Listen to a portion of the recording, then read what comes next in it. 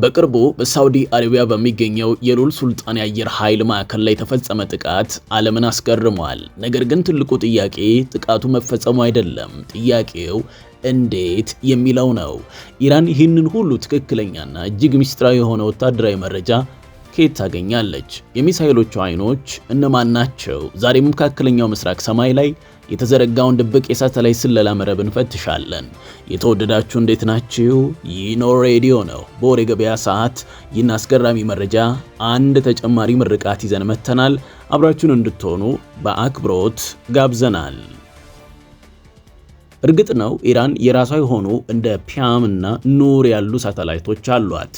በቴክኖሎጂው ዘርፍም ረጅም ርቀት የተጓዘች ሀገር ነች። ነገር ግን አንድ ትልቅ ችግር አለባት። እነዚህ ሳተላይቶች በባህር ላይ ያሉ ግዙፍ የአሜሪካ የጦር መርከቦችን ለመከታተል ይረዱ ይሆናል። ነገር ግን በምድር ላይ ያሉ ትንንሽ ወታደራዊ ተሽከርካሪዎችንና የአየር መከላከያ ስርዓቶችን አጥርቶ ለመለየት አቅማቸው ውስን ነው። ታዲያ የኢራን ሚሳኤሎች እንዴት ኢላማቸውን ስተዋውቁም እንዴት በትክክልስ ኢላማቸውን ይመታሉ? እዚህ ላይ ነው የሌሎች ሀያላን ሀገራት እጅ ብቅ የሚለው። ቻይና በመካከለኛው ምስራቅ ላይ በቀይ ባህር ሰማይ ላይ ዘውትር የሚሽከረከሩ እጅግ ዘመናዊ የሆኑ ሳተላይቶች አሏት። እነዚህ የቻይና ሳተላይቶች ተራ ካሜራዎች አይደሉም። ከህዋ ሆነው አንድን ተራ መኪና ከትልቅ የጭነት መኪና ለይተው ማየት የሚያስችል አስገራሚ አቅም አላቸው። መረጃውን በቅጽበት ለኢራን በማቀበል የጥቃቱ ኢላማ ፍጹም ትክክል እንዲሆን ያደርጋሉ ይላል ዘገባችን። ነገሩ በዚያ ያበቃም። ሩሲያን በበኩሏ እጅግ የረቀቁ የስለላ ሳተላይቶቿን በአካባቢው አሰማርታለች። የሩሲያ ሳተላይቶች ልዩ የሚያደርጋቸው ተራ ፎቶግራፍ ብቻ አለማንሳታቸው ነው። የመሬት ገጽታን በስሪዲ ወይም ባለ 3 አቅጣጫ ካርታ ማዘጋጀት ይችላሉ። እንዲያውም እስከ 30 ሴንቲሜትር የሚያክሉ ትንንሽ ቁሶችን አጥርተው ያያሉ ይላሉ። እንግዲህ አድማጮች አስተውሉ። እስከ 30 ሴንቲሜትር የሚያክሉ ትንንሽ ቁሳቁሶችን አጥርተው ያያሉ።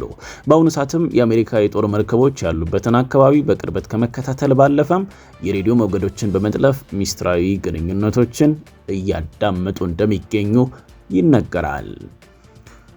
በአጭር ቋንቋ ጥቃቱን የሚያደርሱት ሚሳኤሎች የኢራን ቢሆኑም መንገዱን የሚያሳዩት አይኖች ግን የቻይናና የሩሲያም ጭምር ናቸው ይላሉ ዘገባዎች። የመካከለኛው ምስራቅ ሰማይ ዛሬ በጦር አውሮፕላኖች ብቻ ሳይሆን እርስ በራሳቸው በሚጠላለፉ የስለላ ሳተላይቶችም ተጨናንቀዋል። ይህ የሀያላን ሀገራት ድብቅ ትስስር የቀጠናውን ፖለቲካ ወዴት ይወስደው ይሆን? እናንተ አስተያየቶቻችሁን ስጡ። ወደ ሁለተኛው ጉዳያችን እኛ አሁን እንሻገራለን። ሁለተኛው ጉዳያችን እንግዲህ የዶናልድ ትራምፕ አስገራሚ ውሳኔ ነው። ትራምፕ የኢራንን የነዳጅ ልብ የአሜሪካን እግረኛ ጦር ወደ ካርግ ደሴት ለመላክ እንዳቀዱ ተሰምቷል። የዶናልድ ትራምፕ ቁርጠኛ ገጽታ የኢራን የነዳጅ ማጣሪያዎች በሩቅ ሲታዩና የአሜሪካ የጦር መርከቦች በባህር ላይ ሲንቀሳቀሱ በጣም በርካታ የሆኑ ጂኦፖለቲካዊ ጉዳዮችን እንድንመለከት ያሳያል። ዓለምን ጉድ ያሰኘው የትራምፕ አዲስ እቅድ የአሜሪካን እግረኛ ጦርን ወደ ኢራን ምድር ሊያስገቡ ይሁን የሚል ጥያቄን ፈጥሯል። ፕሬዚዳንት ዶናልድ ትራምፕ የኢራንን የኢኮኖሚ የጀርባ አጥንት ለመስበር እጅግ አስገራሚ የተባለውን ወታደራዊ እርምጃ ይፋ አድርገዋል። ኢላማውም የኢራን የነዳጅ ዋልታ የሆነችውን ካርግ ደሴት ላይ ያነጣጠረ ነው። ዛሬ ትራምፕ ለምን ወደ እግረኛ ጦር መሰማራት አዘነበሉ? ካርግ ደሴትስ ለምን እንዲሁ ተፈለገች? ያው ሰሞኑን በጣም በርካታ መረጃዎች እየወጡ ያሉት ስለ ሆርሙዝ ሰርጥ እንደሆነ ይነገራል እና ሌላኛዋ የኢራን የጀርባ አጥንት የሆነችውን ካርግ ደሴት በተመለከተ የወጡ ጉዳዮች አሉ። እነሱን እንንገራችሁ። ፕሬዚዳንት ዶናልድ ትራምፕ ከፋይናንሻል ታይምስ ጋር በነበራቸው ቆይታ የኢራንን የነዳጅ ማዕከል መቆጣጠር በጣም ቀላል እንደሆነ ገልጸዋል። እንደ ትራምፕ እምነት ካርግ ደሴትን መያዝ የቴሄራንን አገዛዝ የገቢ ምንጭ ሙሉ በሙሉ ማድረግ ነው በማለት ተናግረዋል። ካርግ ደሴት ተራ ስፍራ አይደለችም። የኢራን 90 በመቶ የነዳጅ ምርት ለዓለም ገበያ የሚቀርብባት ስልታዊ ደሴት ነች። ትራምፕ ይህንን የኢኮኖሚ የጀርባ አጥንት በመስበር በኢራን ውስጥ የጀመሩትን ያገዛዝ ለውጥ ከዳር ለማድረስ ቆርጠው ተነስተዋልም እየተባለ ይገኛል። ትራምፕ እንደሚሉት ከሆነ የአሜሪካንና የእስራኤል ጥቃት ግቡን እየመታ ነው። በኢራን ውስጥ በርካታ ወታደራዊ ኢላማዎች መውደማቸውንና የሀገሪቱ የመከላከያ አቅም መዳከሙን ይናገራሉ። ነገር ግን ትራምፕ እንዳሰቡት ነገሩ ቀላል አልሆነም። ምንም እንኳን ኢራን ለአንድ ወር ሙሉ ከፍተኛ ድብደባ ቢፈጸምባትም ከፍተኛ አመራሮቿንም ብታጣም አሁንም ግን አልተንበረከከችም። የቴሄራን ሚሳይሎች አሁንም በእስራኤልና በአሜሪካ አጋር በሆኑት የባሕረ ሰላጤው ሀገራት ላይ ከባድ በትራቸውን ማሳረፋቸውን ቀጥለዋል። አሁን ጥያቄው የአሜሪካን እግረኛ ጦር ካርግ ደሴት ላይ ካረፈ የኢራን ምላሽ ምን ይሆን? ይህ እርምጃ ቀጠናውን ወደማይነጥፍ የእሳት እቶን ይከተው ይሆን ወይስ ትራምፕ እንዳሉት የኢራንን አገዛዝ ለአንዴና ለመጨረሻ ጊዜ ያሸንፈዋል? እንግዲህ ውድ አድማጮች እናንተም ግምታችሁን አስቀምጡ። ካርግ ደሴትን በተመለከተ ግን የተለያዩ ጉዳዮች አየሩን ይዘውታል። ለመሆኑ ካርግ ደሴት እንዴት ያለ ነው የሚለውን ቀጥሎ እንመልከት። የካርግ ደሴት በፋርስ ባህረ ሰላጤ ውስጥ የምትገኝ ነች። እቺ ስፍራ እንግዲህ ለኢራን በጣም ከፍተኛ የሆኑ ስትራቴጂካዊ ቦታ ነች። ለኢራን ኢኮኖሚያዊ፣ ወታደራዊ፣ ስትራቴጂክ በጣም ትልቅ አስፈላጊ የሆነች ቦታ ነች። የኢራን ዋነኛ የነዳጅ መውጫ በር ናት። የሀገሪቷ 90% የሚሆነው የነዳጅ ምርት ለውጭ ገበያ የሚላከው በዚህ ደሴት በኩል ነው። ደሴቷ ግዙፍ የነዳጅ ማከማቻ ታንከሮችና መርከቦች በቀጥታ መጥቶ የሚጫኑባት ዘመናዊ ወደቦችም ያሉባት ነች። ሌላው ደሴቷ ከኢራን ዋናው የባህር ዳርቻ 25 ኪሎ ሜትር ርቀት ላይ ትገኛለች።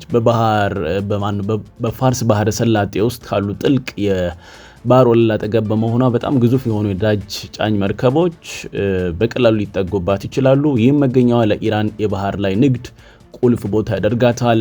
ሌላው ደሴቷ ለኢኮኖሚ ብቻ ሳይሆን ለኢራን ባህር ኃይልም ትልቅ ምሽግ ናት። ኢራን በደሴቷ ላይ የራሷን የአየር መከላከያ ስርዓቶች እና ሚሳይሎችን አሰማርታለች። ይህ የሆነው ደሴቷ የምትመታ ከሆነ የኢራን ኢኮኖሚ ሙሉ በሙሉ ሊሽመደመድ ስለሚችል ጥብቅ የሆነ ጥበቃ ለማድረግ እንደሆነም ይነገራል። በ1980ዎቹ በነበረው የኢራንና ኢራቅ ጦርነት ወቅት ካርግ ደሴት የኢራቅ አየር ኃይል ዋነኛ የጥቃት ኢላማ ነበረች። ኢራቅ የኢራንን የነዳጅ ገቢ ለማቋረጥ ደሴቷን በተደጋጋሚ ደብድባለች። ይሁን እንጂ ኢራን ደሴቷን በፍጥነት በመጠገን አገልግሎቱ እንዳይቋረጥ ስታደርግ ቆይታለች። ሌላው ደሴቷ ወደ 20 ካሬ ኪሎ ሜትር አካባቢ ስፋት አላት። ምንም እንኳን የኢንዱስትሪ ማዕከል ብትሆንም በውስጡ አነስተኛ ቁጥር ያላቸው ነዋሪዎችና የነዳጅ ኩባንያ ሰራተኞች ይኖሩባታል። እንዲሁም ጥንታዊ የሆኑ የድንጋይ ላይ ጽሑፎችና የታሪክ ቅርሶች የሚገኙባት ስፍራ ናት። ካርግ ደሴት ለኢራን ማለት የኪስ ቦርሳዋ እንደማለት ነች እና ይቺ ደሴት ከተያዘች ወይም ጥቃት ካረፈባት ኢራን ለጦርነትም ሆነ ለልማት የምታውለውን የውጭ ምንዛሬ ሙሉ በሙሉ ታጣለች።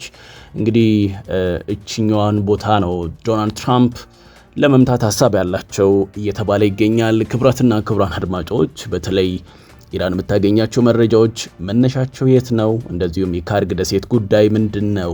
ከዛ ውጪ ደግሞ በእውነት የአሜሪካ ጦር በእግረኝነት ወደ ኢራን የሚገባ ከሆነ የሚፈጠረው ነገር በጣም አስጊ ነው። ምክንያቱም በጣም ጠንካራ የሆነ የምድር ጦር ካላቸው ሀገራት መካከል ኢራን አንደኛው እንደሆነች ይታወቃል። ስለዚህ ጉዳዩ በጣም የተደበላለቀ የሆነ የጦርነት አውድማ እንደሚሆን ነው እየተነገረ የሚገኘው። ለሀገር ሰላም ለዓለም ሰላም ያስፈልጋል። ያው ትርፉ እዛ ያለው ጦርነት ለኛም ሀገር እየተረፈ እንደሆነ በተለያየ መልኩ እያያችሁ እንደሆነ አስባለሁ እና ይሄው ነው እንግዲህ ክቡራትና ክቡራን፣ ይህ ነው ሬዲዮ ነው በወሬ ገበያ ሰዓት ስለ ኢራንና አሜሪካ እስራኤል ጦርነትን ምክንያት ተደርገው የስለላ አይኖቿ የኢራን እነማን ናቸው ሀያላን ሀገራት የሚለውን የጠየቅንበት የዛሬው ፕሮግራሞቻችን ይህንን ይመስሉ ነበር። ስለሰማችሁን አመስግነናል። ከወደዳችሁ ሰብስክራይብ እና ሼር ብታደርጉ በጣም ደስተኞች ነን። እናመሰግናለን።